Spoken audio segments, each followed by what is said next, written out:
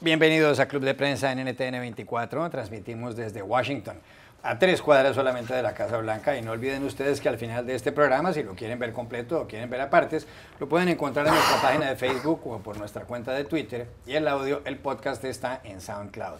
Y les doy la bienvenida a los invitados a este programa. En primer lugar está con nosotros el corresponsal de Reforma de México, José Díaz Briceño. Pepe, bienvenido a este programa. Gracias, Juan Carlos, ¿cómo estás? María Luisa Rosell, corresponsal de Radioprogramas del Perú, bienvenida también. Hola, Juan Carlos. Y Pablo Pardo, corresponsal de El Mundo de Madrid, bienvenido a este programa. Muchas gracias. El primer asunto, Pepe, tiene que ver con el presidente de México, Enrique Peña Nieto. El diario The Washington Post ha revelado que Peña Nieto quería venir a esta ciudad, a Washington, en este mes o en el mes de marzo. Pero se ha dañado y ha congelado la visita porque tuvo una conversación de 50 minutos por el teléfono con Donald Trump, el presidente de Estados Unidos. Y en esa conversación el presidente Peña Nieto pues se negó a que fuera a anunciar públicamente después que México piensa pagar el muro, aquel muro con el cual Donald Trump pretende que termine de aislarse México de Estados Unidos haciendo el muro en la frontera. Trump ha pedido más de 20.000 millones de dólares al Congreso en Washington para poder construir lo que falta de ese muro. Pues Peña Nieto se ha negado, Trump además lo ha presionado aparentemente para que lo diga, y según han contado fuentes, tanto mexicanas como estadounidenses, al diario The Washington Post, en esa conversación el señor Trump se exasperó, esa fue la palabra, incluso dicen en inglés que he lost his temper, es decir, perdió su buen genio, perdió su carácter ahí y parece que se salió de casillas. Como consecuencia de lo cual, Peña Nieto ha decidido cancelar esa visita. México, como sabe todo el mundo, es el único país con el cual limita a Estados Unidos en el sur. De hecho, terrestre, desde el punto de vista terrestre, Estados Unidos limita solamente con Canadá al norte y con México al sur. ¿En qué estado quedan entonces las relaciones de los dos países? Sobre todo cuando se está renegociando el NAFTA, el Acuerdo de Libre Comercio, o el Tratado de Libre Comercio de América del Norte, NAFTA por sus siglas en inglés, del que forman parte Estados Unidos, Canadá y México. Bueno, Juan Carlos, de entrada hay que decir, sobre todo en México, pero también entre los equipos de campaña en México, porque hay ya una campaña electoral en México en curso, se respira aliviados después de que se canceló la visita. ¿Por qué? Por un dato simplemente. México, de acuerdo con las encuestas del Pew Research Center, es el país que más detesta a Trump. 93% de las personas tienen desconfianza en Trump en todo el mundo. No hay ningún otro país que lo odie más. Y entonces, cualquier intento de una visita a Trump es visto como un autosuicidio, un golpe que podría, que podría pegar directamente a la campaña del partido que está en el poder. Entonces, mucha gente respiró y dijo, por fin no se detuvo, porque pues claramente los mexicanos hemos tenido prácticamente 1 año y medio, si no es que más, de golpeteo constante de Trump en contra del país en todas las áreas de migración, economía, lucha antidrogas, el muro, y no hemos logrado muchas cosas a cambio. Hay que decir, durante toda esta semana que pasó, todos los corresponsales mexicanos aquí en Washington habíamos estado en búsqueda del contenido de esa llamada que ocurrió, y los funcionarios mexicanos te respondían aterrorizados de quererte describir lo que ocurrió. El sábado por la noche, cuando el Washington Post sale con esta información, entendimos por qué estaban aterrorizados, porque una cuestión en la que otra vez, por segunda ocasión, la primera ocasión fue en enero del año pasado, vuelve otra vez a tener una fricción telefónica y a mostrarse de alguna manera grosero Trump con Peña Nieto, pues es una cosa que deja muy mal parado al gobierno mexicano. ¿Por qué el interés todavía de sentarse a la mesa con Trump cuando claramente el gobierno mexicano ya va de salida y no se ve que pueda ser una persona que se pueda confiar en un foro público? Uno no sabe lo que va a decir Trump en una conferencia de prensa, y viendo el récord que hay sobre México, pues podría decir cualquier cosa. Ahora, solo un último apunte que me parece importante. Esto sí deja muchas lecciones. ¿Por qué? Porque México se ha convertido en este último año en un aliado todavía más cercano a Estados Unidos de lo que uno se imagina. Por ejemplo, México expulsó al embajador norcoreano. Solo con Perú es el otro país de América Latina que expulsó a su embajador. 2, México se abstuvo, no rechazó la propuesta de Estados Unidos sobre Jerusalén como capital de Israel en Naciones Unidas. 3, México lidera el esfuerzo diplomático en Venezuela para presionar al gobierno de Maduro para que sostenga elecciones limpias. 4. México detuvo a 81,000 inmigrantes centroamericanos que cruzan por México con destino a Estados Unidos. Y México está sentado en la mesa en el TLC de una manera de buen corazón y bueno, claramente constructiva. ¿Por qué Trump no puede aceptar un jefe de Estado que ha tenido tanta cercanía para sentarse de una manera educada con él aquí en la Casa Blanca? Es, pues, francamente decepcionante en muchos sentidos. O sea que México está bailando al ritmo de Estados Unidos, pero Estados Unidos lo que quiere es ponerle zancadilla. Sí, no, realmente no sabemos lo que quiere Trump. Simplemente la mejor estrategia es no sentarte en una mesa pública, mejor trabajar, pues como se ha venido haciendo de una manera burocrática por abajo del agua. Hay que decir, todo esto surge a partir de una comida que tuvo el canciller Luis Videgaray, que fue publicitada tremendamente. Luis Videgaray ha sido descrito en la prensa estadounidense como un hombre que tiene las llaves de oro para entrar a la Casa Blanca. Básicamente llama a McMaster, H.R. McMaster en el Consejo de Seguridad Nacional, llama al señor Jared Kushner o al propio general John Kelly, el jefe de gabinete, y le abren las puertas. El 14 de febrero, el día de San Valentín, el señor Luis Videgaray, de una manera totalmente inusual, publica 4 fotos en su Twitter, prácticamente despachando frente a los máximos representantes del gabinete de Donald Trump, el señor McMaster, el señor Kushner, el señor Rick Perry, el señor el secretario del Comercio, el secretario del Trabajo, y él sentado en el centro como explicando lo que se va a hacer. Esto es inusual incluso para la Casa Blanca, dejar de ver esta cercanía con México. ¿Qué hay detrás? ¿Qué buscaba México al acercarse de esta manera inusual a Trump en esta última intento para tener una reunión? No está claro todavía. Pablo Pardo, ¿cuál es su percepción de esto? Y eso que en México hay elecciones presidenciales el 1 de julio, el próximo presidente se posesiona el 1 de diciembre. Bueno, yo creo que a mí se me ocurren varias cosas que comentar. Una que, como comentaba Pepe, me parece muy curioso. Digamos, esta es una dinámica que ha pasado mucho en esta Casa Blanca, es decir, por un lado va el presidente y por el otro lado van sus asesores. A mí no me extrañaría, y de hecho esto ya sucedió, bueno, es mitad asesor, mitad familia, dentro de esta especie de corte de los milagros, que es la Casa Blanca de Donald Trump, donde su piloto personal del avión quieren que sea el hombre que coordine. Ese dato es interesante, el piloto personal de Donald Trump va a ser candidatizado por él para que sea la cabeza de o el organismo que supervisa la actividad aeronáutica en este país. Sí, si eso pasara en Afganistán, todo el mundo lo citaría como un ejemplo de corrupción masiva en un país que no tiene solución. Lo como es en Estados Unidos lo tomamos de una manera muy respetuosa. Es curioso. No quiero decir si pasara en América Latina, lo mismo se diría, estos latinoamericanos no John saben. Duncan se llama, sí, el piloto del presidente Donald Trump. Tiene que ser un muy buen piloto para aguantar a Donald Trump metido en el mismo avión, vamos, pero vamos. Pero bueno, quiero decir, ya con Jared Kushner, que es el yerno y el asesor de Trump, como comentaba Pepe, ya hubo un intento de hacer una reunión entre los dos. Trump lo dinamitó yendo a Twitter y tuiteando sobre el muro. Y en esta ocasión da un poco la impresión de que es lo mismo, digamos, que el gabinete de Donald Trump, que está formado por personas con una ideología muy conservadora, pero con cierta estabilidad psicológica, han tratado de crear esto hasta que Trump lo dinamitó. A mí también se me ocurre otra cosa, es decir, nadie sabe, o sea, yo creo que ni el propio Trump sabe lo que quiere en materia de casi nada y, por supuesto, de México. Es decir, México se ha convertido en una especie de punching ball para Trump. Es decir, Trump le echa la culpa absolutamente de todo a México. Está la historia del muro, que es una absoluta locura. Siguen, ya vamos casi un año y medio de presidencia, está claro que los mexicanos no lo van a pagar. Con 20.000 millones de dólares el muro prácticamente ni se empieza a construir. Es decir, es todo un verdadero desastre. Y digamos que al final romper esta negociación pues por una conversación telefónica en la cual el presidente pierde los nervios. Recordemos además que se decía durante la campaña electoral que Hillary Clinton no podía ser presidenta porque las mujeres no os controláis. Y resulta que tenemos a Donald Trump, que pierde los nervios en una conversación de 50 minutos que a mí, por lo poco que sé de Donald Trump, me resulta difícil imaginarme a Donald Trump sentado hablando por teléfono durante 50 minutos, claro, sin empezar a gritar. La culpa es de Peña Nieto por tenerle hablando durante 50 minutos. Con Trump hay que hablar durante 1 minuto, como mucho.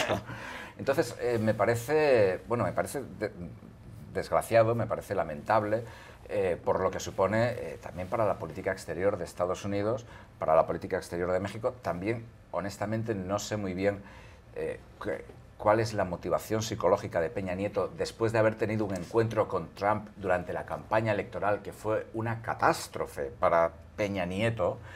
Volver a repetir, reincidir en el error. O sea, el hombre es el único animal que tropieza 2 veces en la misma piedra, y el presidente de México es el mejor ejemplo, vamos.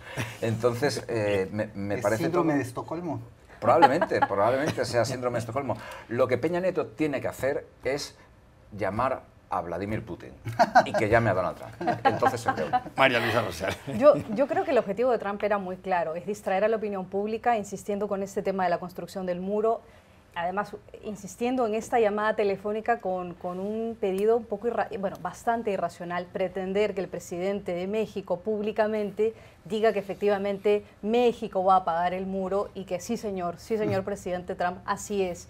Es básicamente el pedido de esta promesa de campaña incumplida de Donald Trump, que le sigue fastidiando, es un obstáculo, es una piedra en el zapato. Él no ha logrado que México diga, sí, vamos a pagar una parte del muro. Y una vez más confirma que la diplomacia se maneja desde el estómago de Donald Trump, desde el hígado de Donald Trump, y que en el Departamento de Estado, en la Cancillería de Estados Unidos, en realidad no se hace política exterior, porque es el presidente el que decide de un momento a otro llamar por teléfono a un presidente, al presidente de su estado vecino, del gobierno vecino, para básicamente gritarle por teléfono. Pero coincido también con Pablo en que esta no es la primera vez y el primer ejemplo en que Peña Nieto se ve expuesto públicamente a una situación tan embarazosa, tan incómoda como esto. En agosto del 2016, cuando Donald Trump era candidato, de manera inusitada e insólita, Peña Nieto lo recibe en México, y Donald Trump nunca hace ni siquiera un gesto de pedir disculpas por las barbaridades que había dicho cuando lanzó su campaña. Recordemos que la premisa de su campaña era eso, los insultos contra los mexicanos, diciendo que eran ladrones, que eran violadores. Entonces, que la mayor parte eran violadores. Y que quizás algunos eran buena gente, eso es básicamente lo que él dijo. Así es, y como minoría. Y como muchos mexicanos no, como muchos mexicanos que conocemos que la mayoría sí son buenos. La inmensa mayoría. Entonces yo creo que es una manera de distraer de la opinión pública sobre temas que sí son importantes en política exterior. Están las investigaciones de Rusia, están otros temas, y claro, Donald Trump aprovecha este momento para sabotear una conversación y unos trabajos que habían hecho ya el asesor, su yerno, Jared Kushner, y otros, para tratar de acercar posiciones entre México y Estados Unidos. La lección, yo creo que la frase más importante es la de un invitado de este programa que está citado en ese artículo del Washington Post de Arturo Saracán, que fue embajador que dice básicamente que esto revela que la política exterior de Trump específicamente no tiene nada estratégico, sino más bien está dirigido por impulsos personales, de capricho, que no necesariamente se rigen para alguna regla. Ya regresamos a Club de Prensa. Volvemos a Club de Prensa en NTN 24 desde Washington. Hay noticias de Venezuela, Pablo, y en concreto de PDVSA, que es la empresa petrolera venezolana. El diario de Washington Post publicó hoy una página entera titulando Venezuela's Oil Industry is on a Cliff's Edge. Es decir, está al borde del abismo, dice el Post.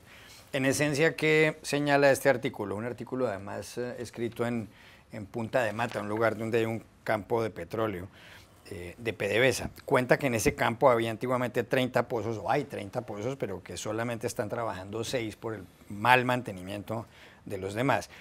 Dice este artículo que PDVSA hoy produce 1.600.000 barriles de petróleo diarios, es decir, un 20% menos que en enero de 2017, hace un año, y un 50% menos que en los años 90.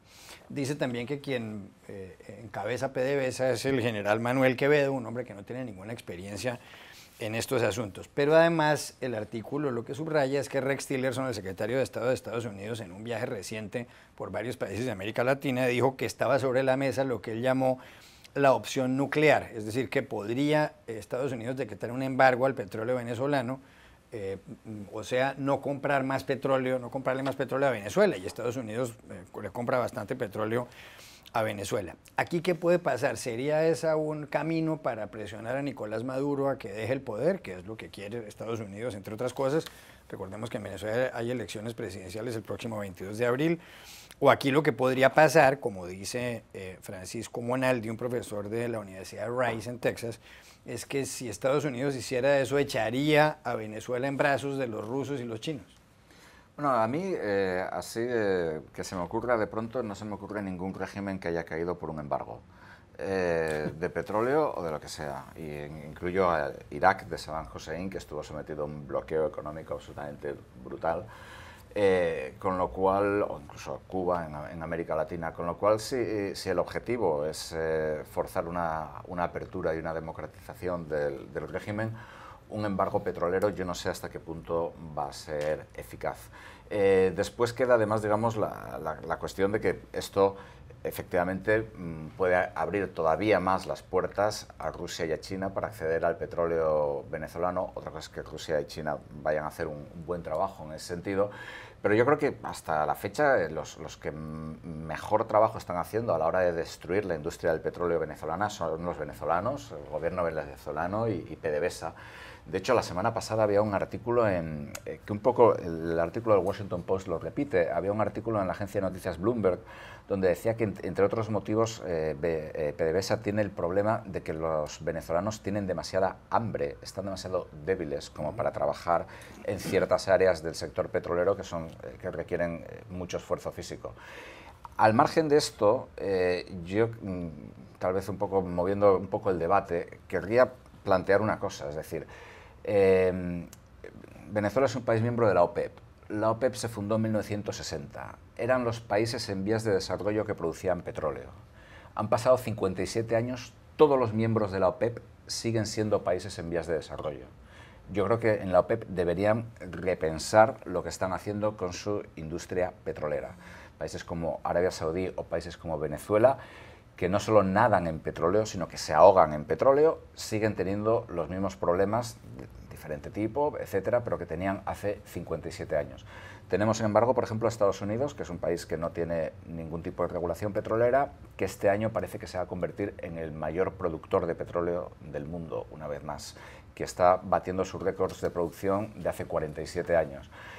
Yo creo que la OPEP debería verdaderamente replantearse lo que está haciendo y el modelo petrolero que están teniendo, porque efectivamente, bueno, Indonesia, sí, Indonesia dejó de ser... curiosamente, Indonesia dejó de ser miembro de la OPEP porque dejó de exportar petróleo, porque consumía su propio petróleo, porque se había convertido en un país desarrollado. Es uno de los pocos casos, pero el resto, digamos, los países desarrollados que tienen petróleo, Estados Unidos, Canadá, Noruega, nunca han estado con este tipo de mega empresas estatales. Bueno, en el caso de Noruega sí, pero bueno, es diferente, pero nunca han estado con estas mega empresas controlando la producción. María Luisa Rosell. Sí, yo creo que el artículo del Washington Post recoge un poco las cifras que ya había dado en su informe mensual la OPEP, recogiendo básicamente estas cifras terribles de que hay una caída en la producción de petróleo, la más grande en los últimos 30 años. Y estas cifras y esta caída del petróleo se da en un momento político muy complicado para Venezuela, porque recordemos que la convocatoria de elecciones que ha planteado Nicolás Maduro es unilateral. Él simplemente dijo, quiero que las elecciones se hagan el 22 de abril. Y hay un segundo pedido de parte del gobierno venezolano para que no solamente sean elecciones presidenciales, sino legislativas también, ante lo cual la jefa del Consejo Nacional Electoral de Venezuela ha dicho que es difícil llevar adelante un calendario electoral con elecciones regionales, con elecciones legislativas y presidenciales en tan poco tiempo, y que ella considera que lo que tendría que hacerse es buscarse una fecha alternativa, digamos, ¿no? Entonces se especula ahora, justo estaba leyendo antes de entrar al programa, se especula la posibilidad de llegar a un acuerdo, por lo menos intentar alguna negociación con la oposición, que está bastante fracturada, que está muy dividida, en la posibilidad de tener una fecha alternativa entre mayo y junio, que es algo que en realidad la oposición ya planteó desde hace mucho tiempo, pero que el gobierno de Maduro se ha resistido. Entonces, yo creo que la discusión política ahora en Venezuela está básicamente centrada en qué capacidad tienen las fuerzas de la oposición, la comunidad internacional, en hacer presión para que ese escenario de esas elecciones unilaterales que plantea el gobierno sea capaz de ser modificada. Pepe. Sí, y dentro de este esquema que se habla de cómo hacer presión a Venezuela, pues el mismo artículo del Washington Post habla sobre esta decisión, la opción nuclear que podría estar sobre la mesa para Estados Unidos de ordenar un embargo petrolero a Venezuela. Y eso a mí me parece que todavía sigue sobre la mesa, e incluso el propio artículo dice que se está haciendo un estudio para ver las consecuencias que esto pudiera tener, tanto socialmente como económicamente, pero este es un estudio que ya se hizo desde la administración de Obama. Fue una opción que estaba considerada, la opción del embargo, pero las consecuencias sociales, sobre todo para los países vecinos, de la ola de refugiados que podrían llegar, etcétera, por las consecuencias económicas, fue una opción que quedó descartada y se prefirió ir en un increciendo en el tipo de sanciones. Ya los hemos conocido, algunos funcionarios del régimen sancionados con visas y con activos congelados en el exterior. También se detuvo el trading, el intercambio de acciones y otros títulos en el exterior de empresas venezolanas controladas por el Estado en el extranjero. Pero esta es una decisión sumamente difícil, no solo tampoco por lo social estrictamente, sino porque las propias refinerías en Texas y en Luisiana necesitan el petróleo crudo, pesado, para el que están preparadas, que es el que importan desde Venezuela. A mí me parece que a pesar de que se mantiene como una opción y el gobierno de Donald Trump la presenta como una opción para lo que puede ocurrir en abril, me parece que no es una opción que esté en la mesa desde mi punto de vista. María Luisa, cambio de asunto para una opinión de un minuto. En la China hay novedades. China es una de las grandes potencias del mundo, como todo el mundo sabe. Ayer hubo en las últimas horas el Congreso del Partido Comunista Chino y el Congreso decidió pedirle el Partido Comunista decidió pedirle al Congreso, al Poder Legislativo en China, allá solamente funciona ese partido, que elimine una cláusula de la Constitución, que es la cláusula que de momento permite únicamente 2 mandatos para el presidente, 2 mandatos de 5 años. Xi Jinping es el actual presidente, tiene 64 años y su periodo empezó en el año 2013, de manera que si él cumpliera los 2 periodos tendría que dejar el poder en el 2023. Ahora están pidiendo que, como Xi Jinping lo está haciendo supuestamente también y es tan poderoso, y además en el Foro Económico de Davos del año pasado se presentó como un gran favorecedor de la globalización, pues lo que están diciendo es que Xi Jinping debería gobernar incluso después del año 2023. Ya hay canciones populares en la China que se refieren a Xi Jinping como Papa Xi. ¿Se va a convertir el señor Xi Jinping en una especie de emperador? Bueno, lo que quiere básicamente el Partido Comunista es tenerlo a él como el hombre fuerte, y él está tratando de consolidar su poder con esta reforma de la Constitución para eliminar esta limitación en el término del mandato. Y básicamente lo que está haciendo es consolidando todas sus políticas, ¿no? China ha tenido ya desde hace unos buenos años, incluso antes que entrara él en el gobierno, una política muy agresiva en infraestructura, una política muy agresiva de buscar nuevos caminos en comercio. América Latina es un ejemplo de ello, exportamos más a China que a lo que exportamos a Estados Unidos. En todo caso, yo creo que esta es una confirmación del deseo del Partido Comunista de tener a este hombre, Xi Jinping, como el hombre más fuerte, y además de eso yo creo que también es la consolidación del Partido Comunista como el único partido. Se consolida más la idea de que en China solamente va a haber un partido político por el resto del régimen. Ese es básicamente el sistema político en China. Pablo Pardo, 45 segundos.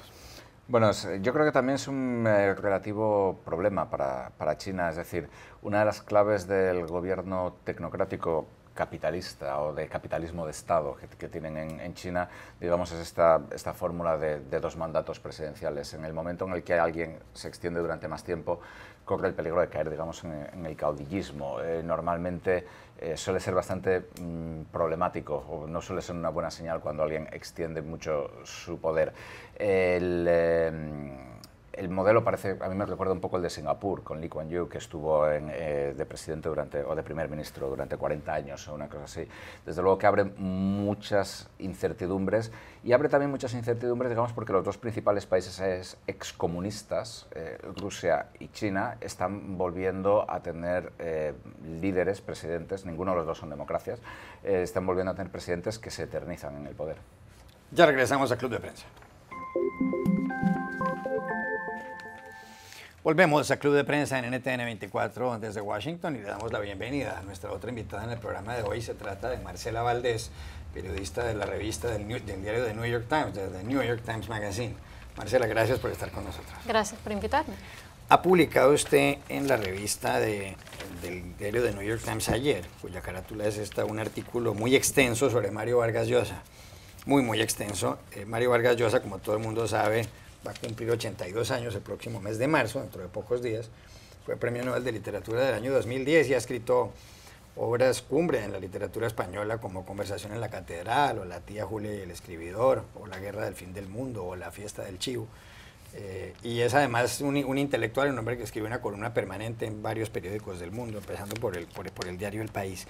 Usted ha estado con él en varias ciudades del mundo haciéndole este reportaje, y además usted lo describe aquí como, aparte de un hombre liberal y con contradicciones, como cualquier persona, como una especie de gran estadista del mundo hispano, del mundo en español.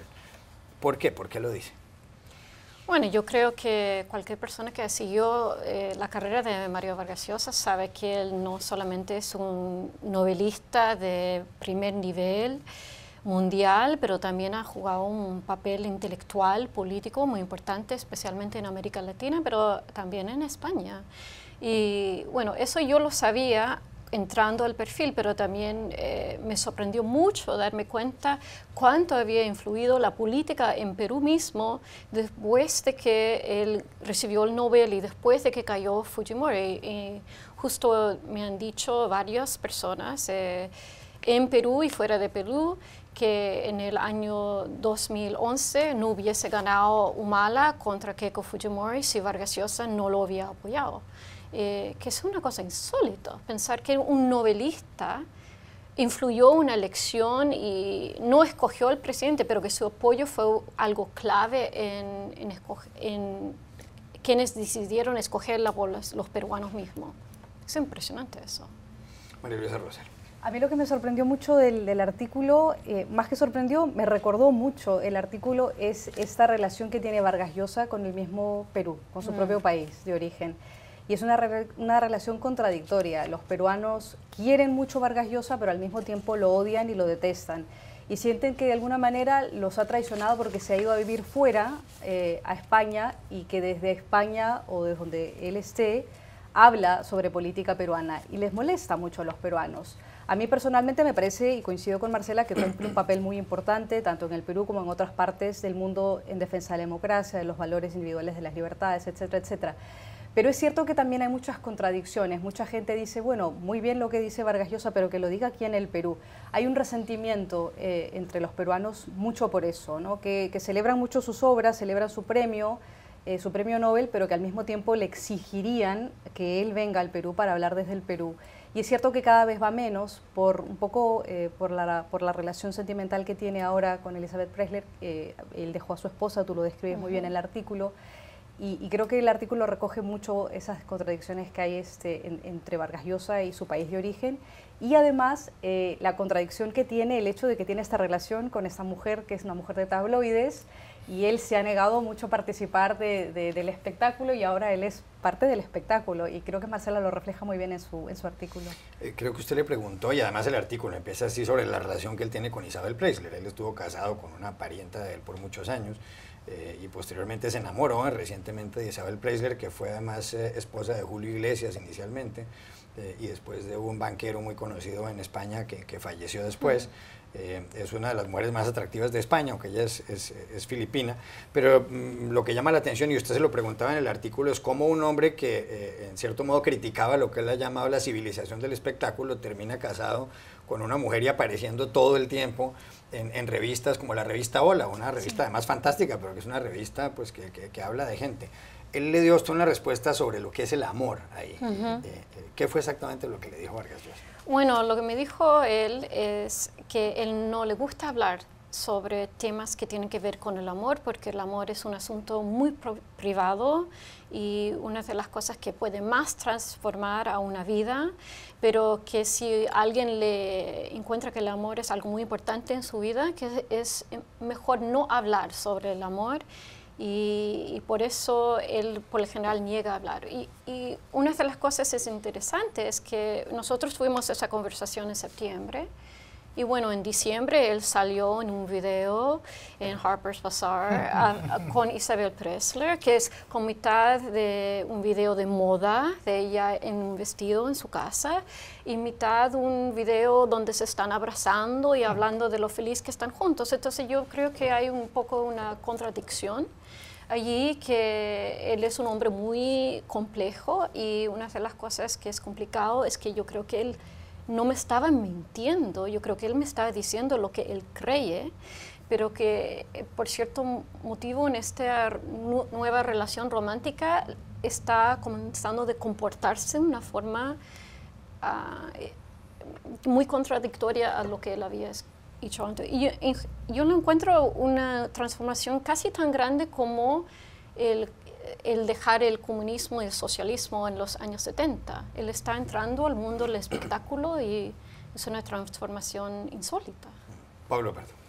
Sí, bueno, con esto de la civilización del espectáculo es muy gracioso, porque además en el libro destina varias páginas precisamente a criticar a la revista Hola, ¿no? Sí.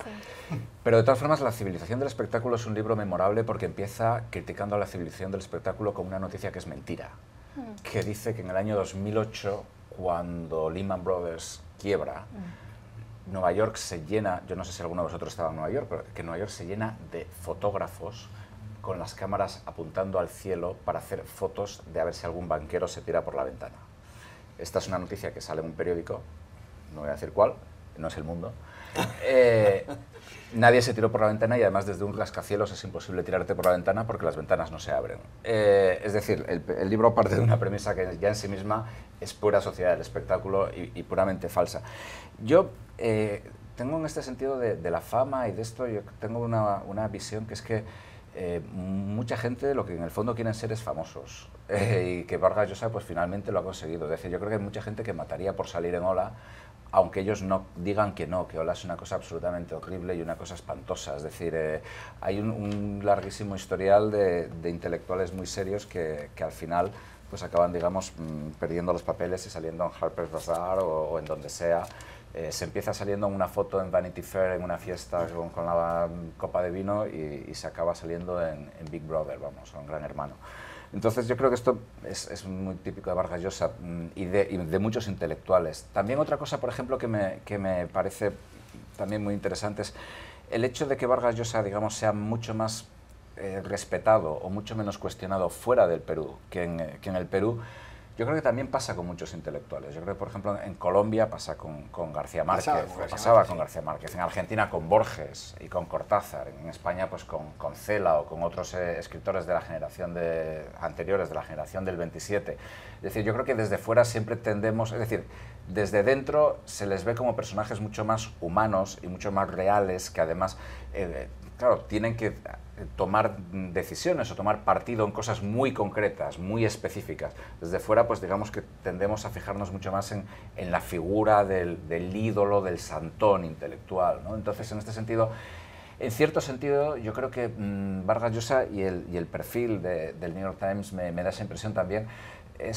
Representa en gran medida el intelectual del siglo XXI, o de finales del siglo XX, de principios del siglo XXI. Un pie en su país, otro, digamos, a escala global, un pie en el arte, otro en las cuestiones políticas, sociales, económicas, en las cuales no necesariamente es una autoridad. Cuando Vargas Llosa empieza a hablar del nacionalismo, etcétera, bueno, usted apoyó a Margaret Thatcher, que era una grandísima nacionalista británica, sí. Y ahora resulta que el nacionalismo es horrible. Entonces, yo creo que es un poco el perfil del intelectual, evidentemente del superintelectual, a una escala muy grande de nuestro tiempo. Sí, eso de Margaret Thatcher lo dice en otra entrevista de este fin de semana. Perdón, sí, estaba confundiendo dos periodistas. Con la periodista Maite Rico. Marcela, usted habla mucho es realmente un artículo muy completo sobre Vargas Llosa. Incluso usted menciona uno de los últimos libros de él, aunque lo escribió Rubén Gallo, un profesor de la Universidad de Princeton, donde Vargas Llosa hace un análisis de todas y cada una de sus obras. Y hablando de las obras de Vargas Llosa, usted hace una alusión a Conversación en la Catedral. Dice que es una obra profunda y sofisticada y compleja. Pero hace una afirmación usted que llama la atención, porque usted dice que 100 años de soledad, la novela de Gabriel García Márquez, el premio Nobel colombiano, premio Nobel de 1982, parecería como una tarjeta de Walmart en comparación con Conversación en la Cátedra. Las tarjetas de Walmart, como todo el mundo sabe, de Walmart, sí. aquí son las tarjetas que todo el mundo compra en cualquier farmacia para dar de cumpleaños. Sí. Son las tarjetas, las Hallmark de Kansas. ¿Por qué hace esa aseveración? ¿Qué le hace a usted pensar que 100 años de soledad parece una tarjeta de cumpleaños en comparación con Conversación en la Cátedra? Bueno, primero, 100 años de soledad es un libro tremendo, importantísimo. Yo no disputo eso. Pero lo que pasa es aquí en los Estados Unidos está muy conocido y la obra de otros escritores no está muy conocida. Yo creo que una de las razones que 100 años de soledad es un libro que se da a los estudiantes de secundario para estudiar, esto es la literatura latinoamericana, el realismo mágico, es que por un lado son los sentimientos, son muy agradables en ese libro. Si comparamos, por ejemplo, el primer capítulo de 100 años de soledad, cuando Coronel Buendía está frente al fusilamiento y piensa en el primer día que fue a ver el hielo, ¿ya? Y bueno, ¿cómo comienza la conversación en catedral? ¿En qué momento se jodió el Perú? Entonces, es una visión del mundo mucho más sucia, mucho más enojada, con todos los pecados humanos. No es un libro que se podría dar a los estudiantes del secundario sin poner en peligro el trabajo del profesor mismo. Entonces, es una crítica no del trabajo de Márquez, pero de ver cómo los sentimientos que se expresan en el libro de Vargas Llosa son mucho menos agradables al lector. Es más un libro que enfrenta al lector que el libro de Vargas Llosa, que es un libro que es muy agradable leerlo y compartirlo y conversarlo de una forma que Conversación y la Catedral nunca será. No, es fascinante la verdad la figura de Vargas Llosa y también lo que yo comparto, lo que se siente en América Latina, ¿no? Realmente hay una cosa que es Vargas Llosa, el literato, y Vargas Llosa, el pensador político. En México, por ejemplo, gente de izquierda, gente de derecha, gente del centro, todo el mundo lee las obras de Vargas Llosa y no las discute. Particularmente a mí, la de La ciudad y los perros, la primera novela del boom latinoamericano que muestra, como dice ella, no un mundo precioso, pero sí muy real, me parece a mí fascinante. Pero también, en el caso de México, en la obra política, en su manera de pensador de los asuntos públicos, pues dio la descripción más importante de lo que era el sistema político mexicano de los 70 años del PRI, la dictadura perfecta. Esos 5 minutos de un encuentro transmitido por una cadena mexicana y la revista Letras Libres de Enrique Krause, es uno de los videos más vistos por los mexicanos en YouTube porque describe esencialmente que México, a pesar de promocionarse como algo que no había ocurrido como una dictadura militar en Latinoamérica, sí tenía los rasgos directos de una dictadura. Ya regresamos a Club de Prensa. Volvemos a Club de Prensa en NTN 24 desde Washington. Pablo, ha publicado usted en el diario El Mundo una entrevista con Gay Talese, el famosísimo escritor estadounidense, figura del nuevo periodismo, tiene 86 años, ha escrito reportajes como el célebre Frank Sinatra tiene gripa. Sinatra nunca le habló a Gay Talese cuando hizo esto. Escribió un gran libro sobre la historia del periódico The New York Times titulado The Kingdom and the Power, el reino y el poder. Ahora la obra El Puente de Talese va a ser publicada por Alfaguara en España, en El Mundo en Español. Y usted fue a entrevistarlo en Nueva York y dice cosas curiosas. Primero, que Trump no es racista, el presidente de Estados Unidos, Donald Trump. Y por otro lado, dijo que además la prensa está manipulando la información en contra del inquilino de la Casa Blanca. Cuando usted al final de la entrevista le pregunta por qué cree usted que la prensa tiene esa actitud hacia Trump, él responde: porque la prensa está en manos de gente de 20, 30 o 40 años que salió de la universidad con una mentalidad políticamente muy correcta. Para ellos debía ganar una mujer, es decir, Hillary Clinton en el 2016 en noviembre. Y ha ganado un hombre como Donald Trump, como George Steinbrenner, un hombre viejo y vulgar, y un golfo y un fornicador. De hecho, están obsesionados con la fornicación de Trump. Tal vez sea porque las mujeres tienen ahora poder en el periodismo. ¿Está de acuerdo con Gay Talese? La culpa es de las mujeres y de la gente de menos de 86 años. No, o sea, vamos a ver. Yo sí que estoy de acuerdo, por ejemplo, en el hecho de que Talese dice que Trump no es racista. Y también dice una frase que yo no metí en el texto porque no tenía espacio, que dice que no es antisemita. Yo creo que personalmente pienso que Trump no es racista y que no es antisemita, entre otras cosas porque su hija, su yerno y la mitad de su familia son judíos. Ahora bien, creo que Trump, si por motivos políticos para ganar unas elecciones tiene que jugar a ser antisemita o racista, antinegro, antiafroamericano o bueno, antimexicano, por ejemplo, ya de qué vamos a hablar. Los ha insultado a todos. Lo va a hacer, es decir, y Trump sí que también pienso que es una persona que cree, porque él mismo lo ha dado a entender, en la eugenesia, es decir, en los buenos genes de ciertas personas, empezando por sí mismo. Otra cosa es que a lo mejor lo distinga entre a un nivel racial o no, etcétera, pero sí, desde luego, ahí no estoy de acuerdo con Gay Talese, vamos, en absoluto. Yo creo que, sobre todo, Gay Talese lo que muestra en esa entrevista también es una manera de pensar que es en parte la parte de una parte considerable de los seguidores de Donald Trump, es decir, de gente mayor, gente que sienten un poco su sistema de creencias muy amenazado por los cambios que hay ahora mismo en la sociedad. Y el caso de Talese me sorprendió porque Talese es en gran medida el liberal del New York Times. Empezó trabajando en el New York Times, pero vamos, el liberal neoyorquino de la costa este que ha escrito libros sobre cuestiones muy tabú, de sexualidad, etc. De pronto apoyando a un tipo como Donald Trump que es vulgar, pero que al mismo tiempo fomenta el voto evangélico, etc. Y yo creo que es porque Talese, en cierto sentido, digamos que ve su sistema, no sé si decir su sistema de creencias o su sistema mental, como muy cuestionado por toda esta serie de cambios, etc. Yo creo que algunas de las cosas que él dice puede tener razón, en cierto sentido, a lo mejor que en el movimiento Me Too se satanice demasiado a ciertos comportamientos, pero desde luego que, bueno, que lleva las cosas muy lejos. 30 segundos, María Luisa. Yo creo que Talese y Trump coinciden en un punto, y es que los dos son hombres blancos que corresponden a una generación en donde los hombres tenían mucho más dominio en una serie de esferas de la vida política. Y en el caso del periodismo, el periodismo estaba dominado, y bueno, sigue estando dominado en cargos altos por hombres. Y yo creo que Talese hace un poco la defensa, y creo que en las respuestas que le da Pablo se refleja un poco eso, un poco la defensa de que el hombre blanco en Estados Unidos está perdiendo el control en una serie de aspectos. Marcela Valdés, 30 segundos.